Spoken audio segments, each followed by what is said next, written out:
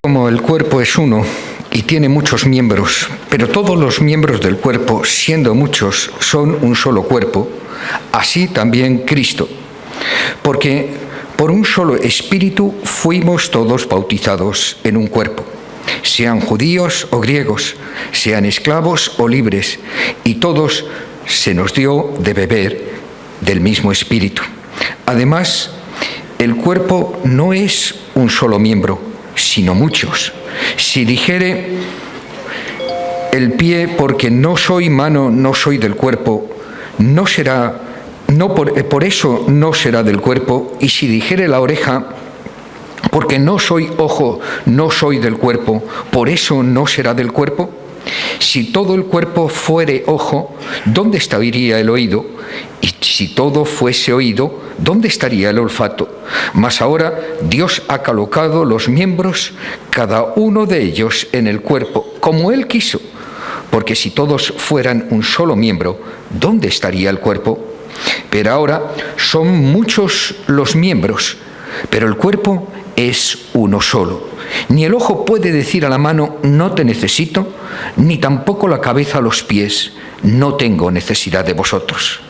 Antes bien, los miembros del cuerpo que parecen más débiles son los más necesarios, y aquellos del cuerpo que nos parecen menos dignos, estos vestimos más dignamente, y los que en nosotros son menos decorosos, se tratan con más decoro, porque los que en nosotros son más decorosos no tienen necesidad.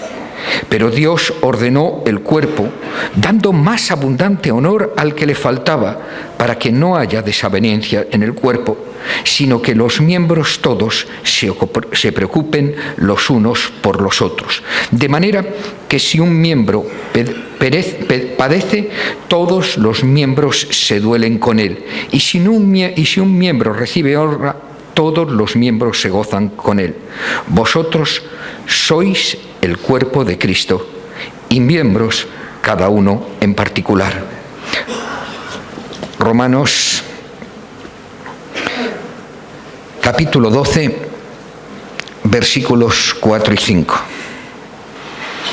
Porque de la manera que en un cuerpo tenemos muchos miembros, pero no todos los miembros tienen la misma función, así nosotros, siendo muchos, somos un cuerpo en Cristo, y todos miembros los unos de los otros. Que el Señor bendiga esta preciosa porción de su santa palabra. Vamos a comprobar con unos sencillos botones de muestra lo maravilloso que es un cuerpo sano y su tremendo potencial. Los músculos del ojo se mueven 100.000 veces al día. Los impulsos nerviosos viajan a 300 kilómetros por hora. Para dar un paso, empleamos 200 músculos. Producimos diariamente 1,5 litros de saliva al día. Un cabello humano resiste 150 gramos de peso. La nariz humana reconoce hasta 50.000 aromas diferentes. Los bebés tienen 300 huesos, los adultos 206. El cerebro cuenta con una capacidad de 50 terabytes. Para los que entienden de informática, un terabyte es una medida de almacenamiento de un disco duro en un disco duro de ordenador. Equivale a 1.024 gigas. Con un terabyte, no con 50, que nos dice que tiene el cerebro, es posible almacenar más de 200.000 canciones, guardar unas 700 películas de hora y media en calidad de DVD, almacenar 1 millón de fotos de alta resolución o incluso 1.000 copias de la Enciclopedia Británica digital. Moriríamos después de 10 días sin dormir. Al sonreír utilizamos 17 músculos. La mucosa estomacal se renueva cada 5 días. El sistema circulatorio ocupa 96.000 kilómetros, con sus sistemas de vasos sanguíneos, arterias, venas y capilares. Un corazón es capaz de expulsar la sangre a una altura de 10 metros. El corazón bombea 7.200 litros de sangre al día.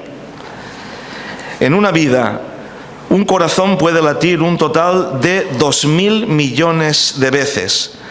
El corazón, como decíamos, bombea entre 7 y 8.000 litros de sangre por día, lo que representa al día unos 100.000 latidos. Para un cabello normal, no para otros que lo hemos perdido, hay 3 millones de cabellos. Producimos esta cantidad en toda una vida, teniendo en cuenta que cada pelo vive unos 4 años.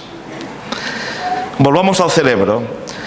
Nos dice que en el cerebro humano tenemos unos 86.000 millones de neuronas, con unos 150.000 kilómetros de nervios y unos 10 billones con B de conexiones.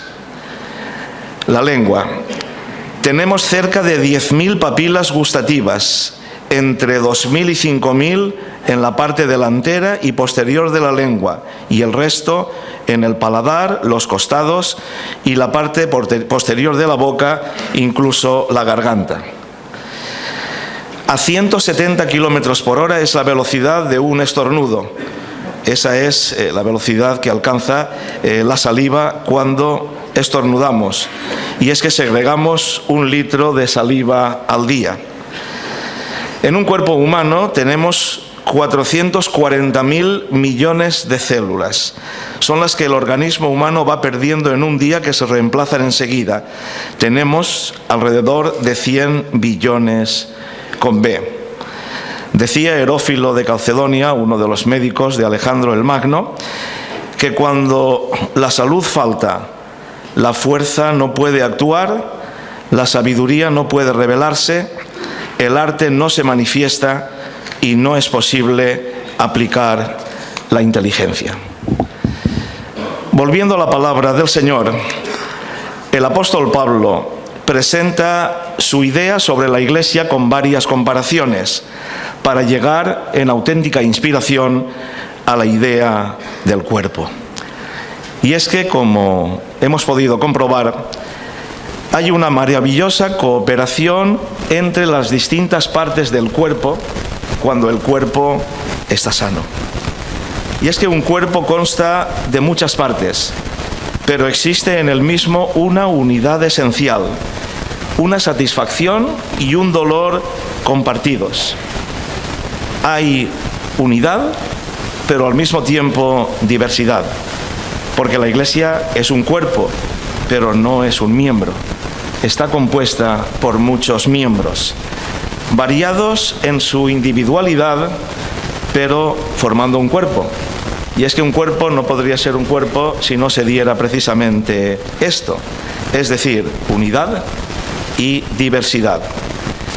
Un dicho clásico latino era e pluribus unum, que además fue uno de los lemas de Estados Unidos.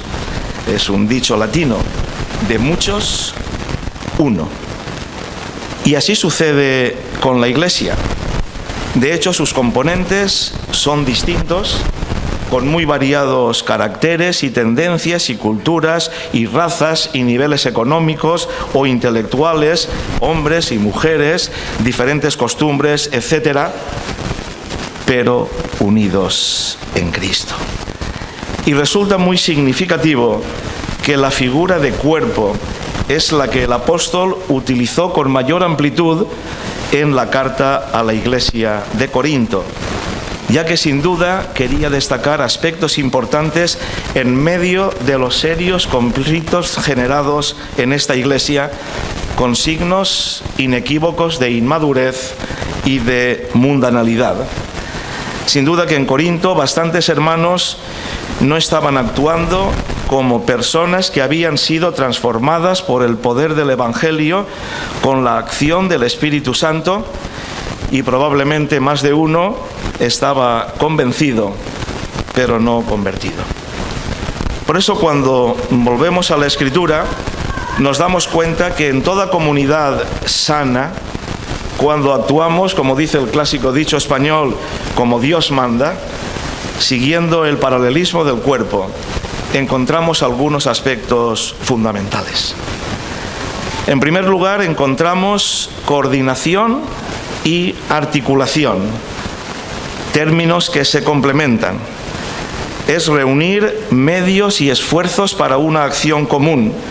Encontramos palabras paralelas: conjuntar, combinar, reunir armoniosamente las partes de un todo, controlar de forma ordenada los movimientos del cuerpo, armonizar, organizar, acoplar, conexionar. Es el acto de gestionar las interdependencias entre actividades y es una de las consecuencias de una cooperación. Hablar de coordinación y articulación nos habla del enlace o unión entre las partes del cuerpo que hace posible su movimiento, su normal funcionamiento. Pablo también habla de las coyunturas, las cuales vinculan la actividad de los músculos, la vida que lleva la sangre y la capacidad del movimiento. Y tal vez uno de los primeros aspectos que debemos subrayar es que la Iglesia, como cuerpo, es un organismo vivo que depende de la cabeza, esto es Cristo. Como un cuerpo, la Iglesia se compone de sistemas interrelacionados entre sí que se afectan mutuamente, que se pueden ayudar y complementar, o todo lo contrario. Sería un mal síntoma que en el cuerpo existieran duplicidades, incluso triplicidades, como en reinos de taifas, o como según repite el libro de los jueces, que cada cual hacía lo que bien le parecía. Esto es, que un miembro fuera de por libre, como si fuera ajeno al cuerpo. Y tan negativo es para el cuerpo que un miembro tenga que hacer la labor que le corresponde a otro, como que un miembro se empeñe en llevar a cabo una función que no le corresponde, para la cual ni ha sido llamado ni está capacitado. Por eso, en un cuerpo bien coordinado y articulado encontramos interdependencia. Los miembros de un cuerpo sano dependen los unos de los otros.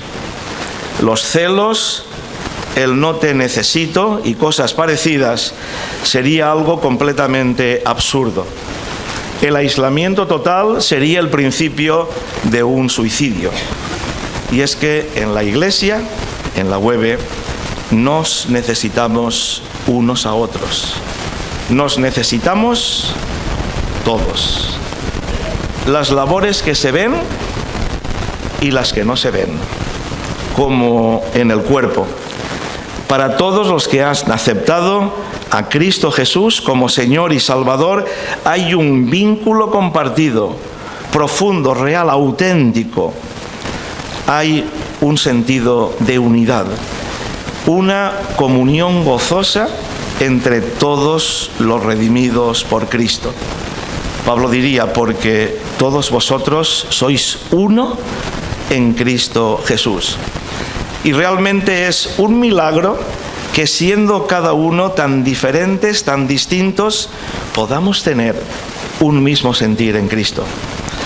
Hace solamente 3 meses, mi esposa Damaris y yo tuvimos la oportunidad de estar con el doctor José Norat en Green Lake, en una reunión de alcance misionero mundial, y nos sorprendió que había varias decenas de nacionalidades, varias decenas, para todos los gustos y colores y lenguas y costumbres. Pero conocer a alguien, descubrir que era mi hermano, mi hermana en Cristo, parece como si nos conociéramos de toda la vida. Parece que si lo auténticamente importante, profundo, fundamental, era algo que se estaba dando en nuestra relación. Era como si estuviéramos llamados a vivir anticipadamente una realidad de eternidad. Y es que la comunión cristiana edifica y une. Y no olvidemos que la primera institución que colocó a las personas en un mismo nivel de igualdad espiritual, derribando muchas barreras, fue precisamente la Iglesia cristiana. Pero somos conscientes que la Iglesia, el cuerpo de Cristo, la formamos seres humanos, hombres y mujeres con nuestras limitaciones, lagunas, deficiencias e imperfecciones. Y efectivamente los cristianos tenemos que ser idealistas y tenemos que ser románticos, ¿por qué no? Pero no fantasiosos, practicando el difícil equilibrio de la mirada en el cielo y los pies en la tierra. El pesimista se queja del viento, el optimista espera que cambie, el realista ajusta las velas. Con lo que somos y con lo que tenemos es lo que hemos de trabajar en coordinación y en armonía, sin olvidar que precisamente la armonía es la combinación de sonidos diferentes, pero acordes. Y lo normal en un cuerpo sano es que ese cuerpo crezca armónicamente, equilibradamente. No crece primero una pierna y después un brazo y al final una oreja. No. El crecimiento debe ser simultáneo y proporcional. La Iglesia debe crecer de manera equilibrada y saludable. Este aspecto que nos indica que cada parte, por pequeña que sea, es importante. Y el inspirador funcionamiento de la Iglesia es consecuencia de múltiples acciones en las que participan hombres y mujeres de todas las edades, que con su asistencia, sus oraciones, su ofrenda sacrificial y generosa, su testimonio, su vida, desde su nivel de compromiso con el Señor, cada miembro del cuerpo y todos juntos realizan la función. Igualdad, pues, en un sentido, porque los bautistas, lo decimos una vez más, creemos en el sacerdocio universal de todos los creyentes. Y entre estas funciones diferentes está la del liderazgo. Aclaremos, cuando usamos esta expresión de líder o liderazgo en un contexto cristiano, no implica bajo ningún concepto un sentido de autoritarismo. Nunca.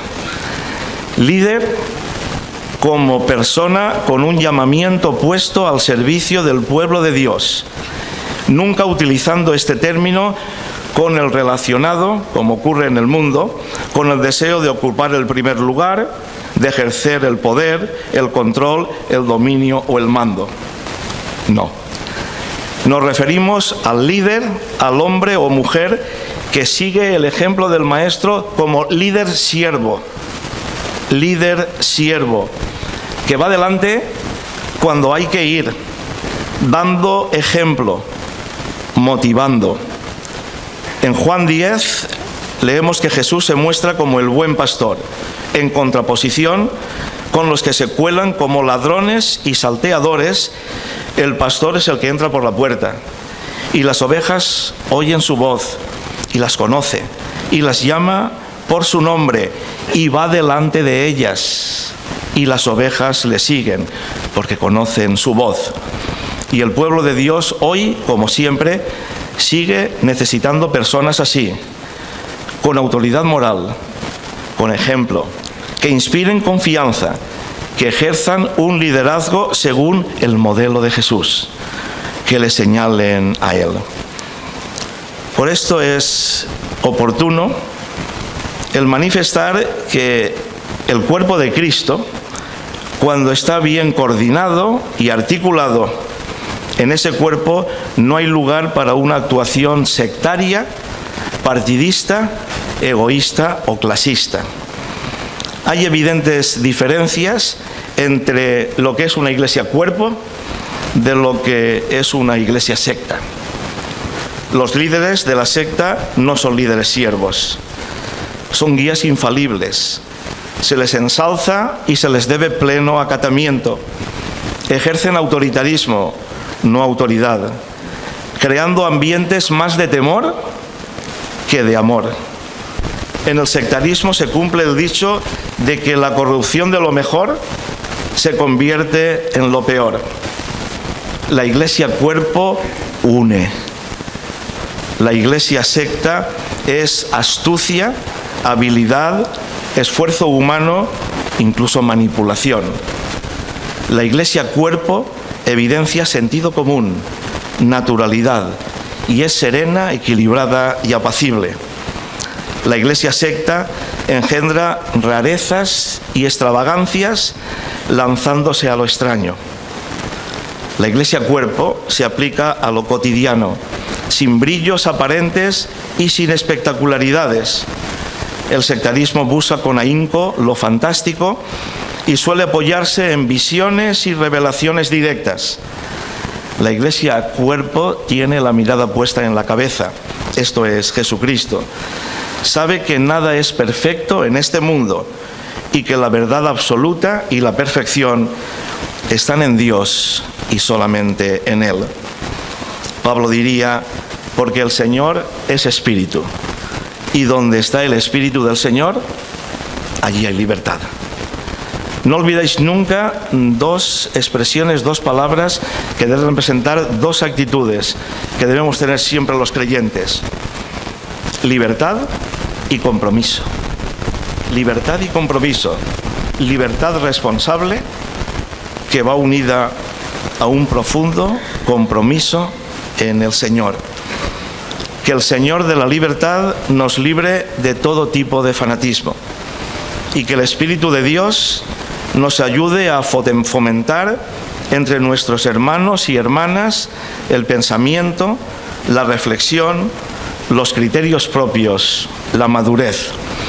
Un escritor cristiano británico del siglo XIX decía: la Iglesia nos pide al entrar en ella que nos quitemos el sombrero, no la cabeza. Y tenía razón.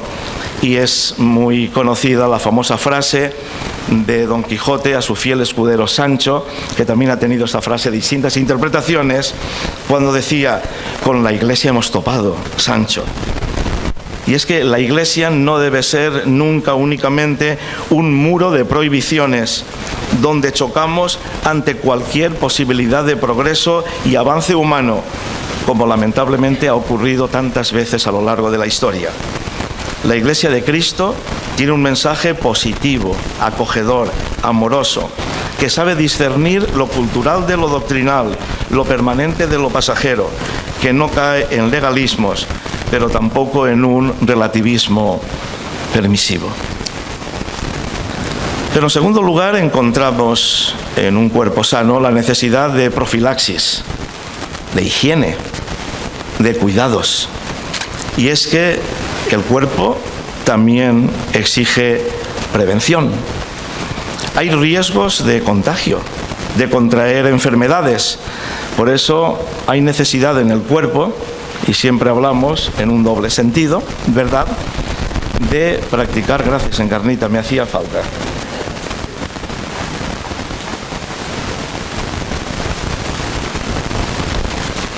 Después de 3 días de convención lo comprendéis, ¿verdad? Decíamos que necesitamos practicar una vida sana y unas costumbres sanas. Por eso hay que tener cuidado, hay que confrontar con lo que resulta perjudicial y trae enfermedad al organismo. Y la enfermedad produce fiebre, discapacidad funcional, desequilibrio, deterioro en el normal funcionamiento del cuerpo.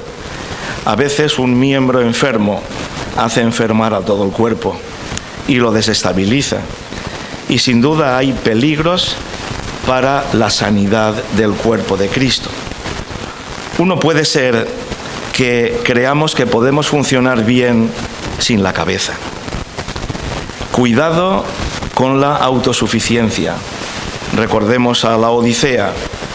En la fe cristiana siempre debe complementarse la capacidad y el espíritu cristiano. Y es un momento muy peligroso cuando creemos que podemos seguir adelante con bendición en la vida dejando a Dios de lado y sin que la cabeza rija toda nuestra actuación. Cuidado. Pero también otro gran peligro son las divisiones internas. Es más fácil protegerse de los que nos viene de fuera que de lo que padecemos dentro. Pablo, precisamente en esta primera carta a los Corintios, diría: yo soy de Pablo, yo soy de Apolo, yo soy de Cefas, yo soy de Cristo. Decían las personas de allí: ¿acaso está dividido Cristo? Pues aún sois carnales. Pues habiendo entre vosotros celos, contiendas y disensiones, ¿no sois carnales? Y conectaría con Gálatas, capítulo 6 y versículo 15, que diría: cuidado, no lleguéis al canibalismo cristiano, porque podéis llegar a morderos y a comeros los unos a los otros. Por el contrario, volviendo a Corinto, les daba una hermosa manifestación cuando hablaba de la cena del Señor. Decía, como símbolo de la unidad en el cuerpo de Cristo, y que luego tendremos el gozo de participar. La copa de bendición que bendecimos no es la comunión de la sangre de Cristo. El pan que partimos no es la comunión del cuerpo de Cristo. Siendo uno solo el pan, nosotros, con ser muchos, somos un cuerpo, pues todos participamos de aquel mismo pan. Cuidado también, hermanos, con descuidar el amor fraternal. Y es que la Iglesia no es Iglesia cuando no vive por el Espíritu Santo que la guía y la hace profundizar en el camino de perfección en el Señor. La Iglesia deja de ser Iglesia cuando no vive como el cuerpo de Cristo, cuando sus miembros no promueven ni ejercitan la fraternidad. Pablo diría: hermanos, si alguno fuere sorprendido en alguna falta, vosotros que sois espirituales, restauradle con espíritu de mansedumbre, considerándote a ti mismo, no sea que tú también seas tentado. Sobrellevad los unos las cargas de los otros y cumplid así la ley de Cristo. Y es que el amor cubre multitud de faltas, no porque las pasa por alto, no porque mira para otra parte, sino porque las afronta con espíritu de amor y de restauración. Y la pregunta es, ¿lo practicamos nosotros de verdad como norma? Para mantener la sanidad del cuerpo, también cuidado con la lengua. Vigilancia permanente. A veces, aun sin quererlo, podemos ser indiscretos y eso nunca ayuda a la edificación. Proverbios dice: la discreción te guardará. Y hay asuntos que deben solucionarse personalmente, en privado, y que deben quedar así, sin publicidad. No sea que a veces, sin mala intención, y el Señor sabe las intenciones, pues nos pase como en la celebración de despedida de un pastor por jubilación. Se había invitado también a participar en el acto a un político de la zona que debía tener una participación inicial.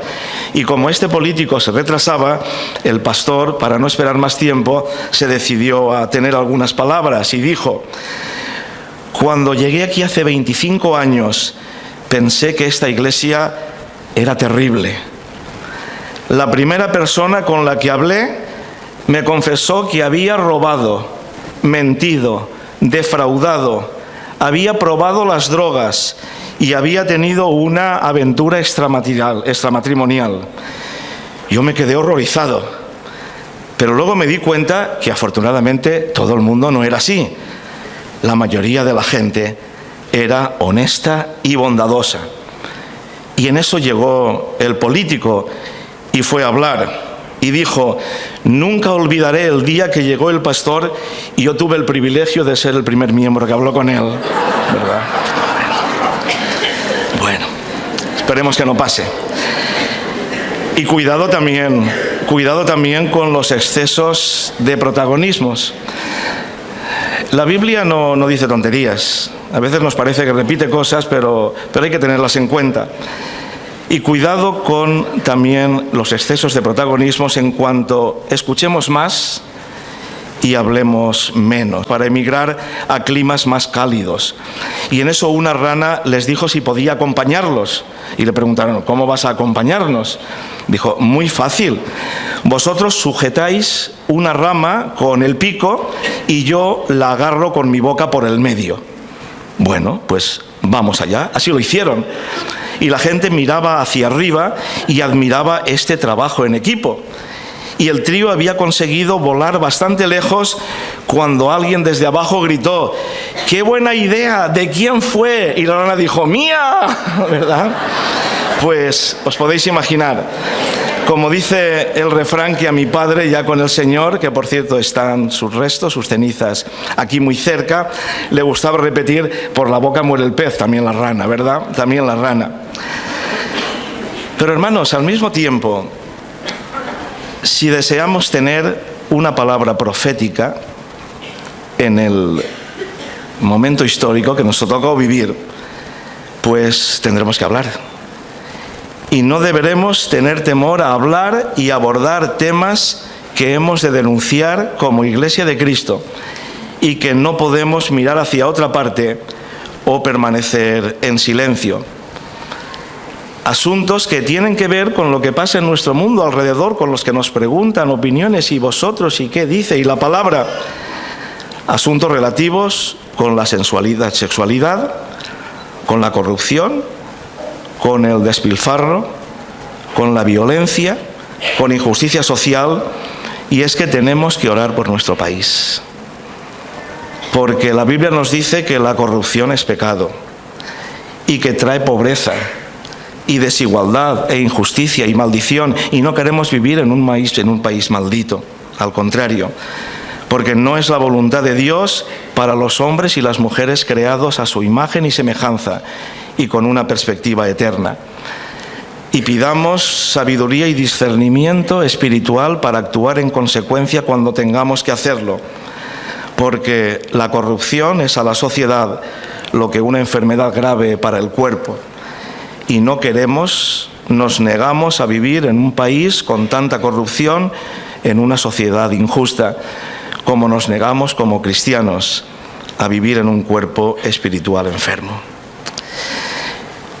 Y en tercer lugar, hermanos, hablemos de pertenencia. De pertenencia. Esta imagen que, vamos a ver si encuentro la... Ah, sí, está aquí. La imagen es sencilla pero muy bonita. ¿Veis?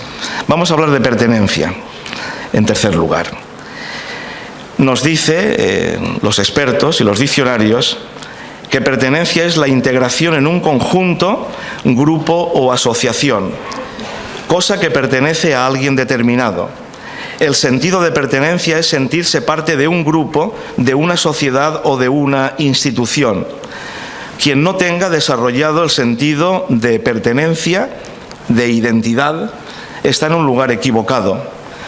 Algunas de las normas que una persona debe seguir cuando pertenece a un grupo son participar activamente en los procesos y actuaciones del grupo, asumiendo con responsabilidad los compromisos que adquiere al ingresar, respetando a los miembros de su institución o grupo, respetar los símbolos y señas de identidad de su institución y actuar teniendo en cuenta lo que contribuye a favorecer el grupo y no afectando negativamente al mismo.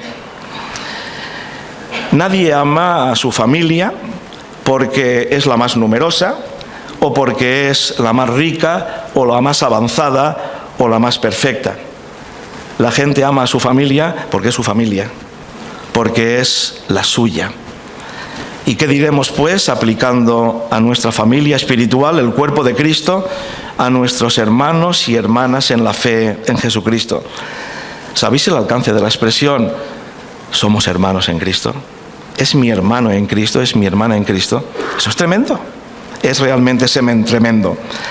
Por eso somos llamados a formar parte de una comunidad muy especial, la familia del Señor. Sentido de pertenencia. Es la esencia misma de ser cristiano. En la esencia misma de ser cristiano hay una dimensión comunitaria. En la oración modelo que nos enseñó Jesús, nos dirige, nos enseña a dirigirnos al Padre como Padre, pero también como nuestro. Los cristianos no somos llamados a vivir en soledad, en aislamiento o como simples espectadores. San Juan de la Cruz diría: el alma virtuosa que está sola es como el carbón encendido que se encuentra solo. Se volverá más frío y no más caliente. Y es que la vida cristiana está hecha para vivirla en comunidad. Paul Tournier diría que hay dos cosas que no podemos hacer solos, entre otras: casarnos y ser cristianos. El Nuevo Testamento presenta a la Iglesia más como familia que como institución. Incluso la Iglesia puede ser en ocasiones el lugar donde se encuentran las personas con las que nunca conviviríamos, que nunca elegiríamos. Pero como en la familia no podemos elegir, es Dios el que elige. Somos escogidos en Cristo. Se llega a Cristo de manera personal. Alguien dijo que el camino estrecho es tan estrecho que solo cabemos de uno en uno. Pero quien llega a Cristo llega al mismo tiempo a una comunidad, se incorpora a la Iglesia. La Iglesia no es solamente el lugar a donde vas, es el lugar a donde perteneces. En el Nuevo Testamento la Iglesia se refiere siempre a personas, no a edificios. Y es que hay un gran sentido, hay una gran importancia, tiene un gran valor eso de la pertenencia. Yo me acuerdo hace bastantes años que fui con Damaris, con mi esposa, al Escorial, y nos llevaron allí a una habitación en que había unos mueblecitos, una mesa, unas sillas que parece que les soplabas y se iban a caer, pero tenían mucha importancia. Habían pertenecido a Felipe II. Habían pertenecido a Felipe II. O cuando nos hablan de una pluma que ha pertenecido a un gran escritor. O cuando se va a Pamplona y allí, en la Plaza Mayor hay una pensión que te dicen: esta habitación estuvo Hemingway durante mucho tiempo. Es decir, que a veces lo importante no es en sí el objeto, sino a quién ha pertenecido o a quién pertenece. Por eso, hermanos, nosotros pertenecemos al Señor, porque Él nos compró con su sangre. Le pertenecemos y tenemos una herencia espiritual.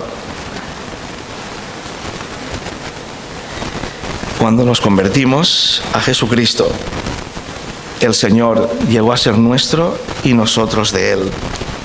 Fue el inicio, cuando nos convertimos al Señor, de pertenecer a una familia con proyección de eternidad. Significa que por la fe entramos a formar parte del cuerpo de Cristo. Y si pertenecemos al Señor, a nuestra Iglesia, a la UEBE, si pertenecemos, permanezcamos. Él es el Señor, y donde el Señor nos ha colocado, debemos permanecer. Y según diría Pablo, en la misma carta a los Corintios, es el Espíritu Santo el que convierte a los creyentes en un cuerpo, en el cuerpo de Cristo. En este mismo pasaje del principio del capítulo 12 se nos habla de la Trinidad. Dice: hay diversidad de dones, pero el Espíritu es el mismo. Y hay diversidad de ministerios, pero el Señor es el mismo.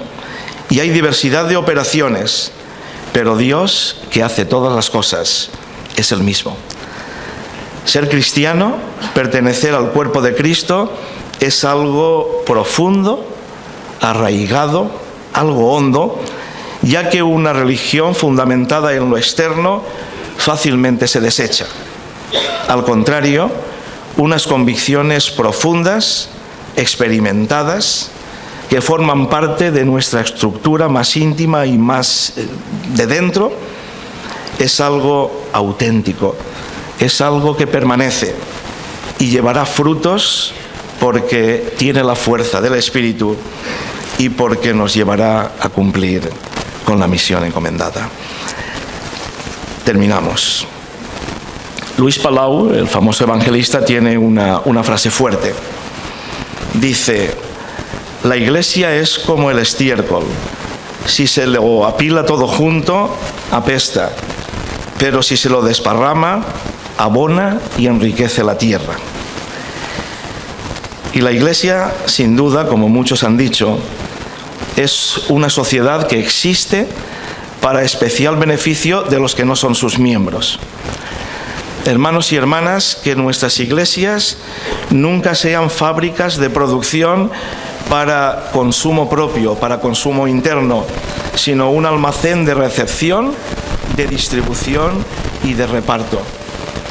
Somos el cuerpo de Cristo, su boca, sus labios, sus manos, sus pies. Ramón San Pedro, aquella persona que tras un accidente tenía una existencia vegetativa, decía: si no tengo cuerpo, ¿de qué me vale la mente? Y el famoso escritor C.S. Lewis, señaló que Dios parece no realizar él mismo nada de lo que sea posible delegar en sus criaturas. Nos manda realizar lentamente y a veces a tropezones lo que Él podría realizar perfectamente en un abrir y cerrar de ojos. Pero aunque en este mundo nunca alcancemos lo perfecto, buscando la cobertura de su gracia, seamos transmisores siempre con la mayor fidelidad posible. El pastor y evangelista brasileño, ya hace 5 años con el Señor, Nilson Fanini, decía: cuando los bautistas no perdemos el tiempo en disputas de estructuras, procedimientos, organizaciones, discrepancias teológicas menores y lo digo yo, quítame allá esas pajas, vuelve a decir él, y nos unimos en un espíritu comprometido en la evangelización y las misiones, en el servicio amoroso a nuestro prójimo, crecemos y el Espíritu de Dios actúa en y a través de nosotros. Cuando tuve el privilegio de asistir en el año 2000 en Melbourne, en Australia, al Congreso de la Alianza Bautista Mundial, me impactó el lema del Estado australiano de Victoria que decía: tú amarás cada parte de Victoria. Qué hermoso, ¿verdad? Que podamos amar a cada uno de nuestros hermanos, de nuestra iglesia, de nuestra unión, porque el Señor sigue amándonos a cada uno de nosotros con amor inalterable, porque formamos parte del cuerpo de Cristo, que es la iglesia a la que Cristo amó y se entregó a sí mismo por ella, porque somos miembros del cuerpo de Cristo. Edificaré mi iglesia, dice el lema. La iglesia está cimentada en el supremo fundamento celestial, que es Jesucristo. Edificaré mi iglesia sobre la roca que es Cristo. El cimiento y fundamento de la iglesia, su piedra angular, es el Señor Jesucristo.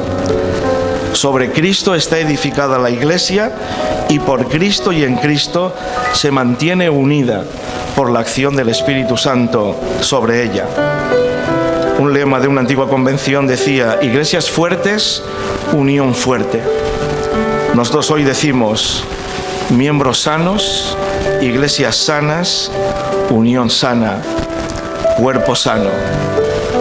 Coordinación, articulación, sanidad, pertenencia, todo ello adornado con amor fraternal y el cuerpo obedeciendo a la cabeza, esto es Cristo.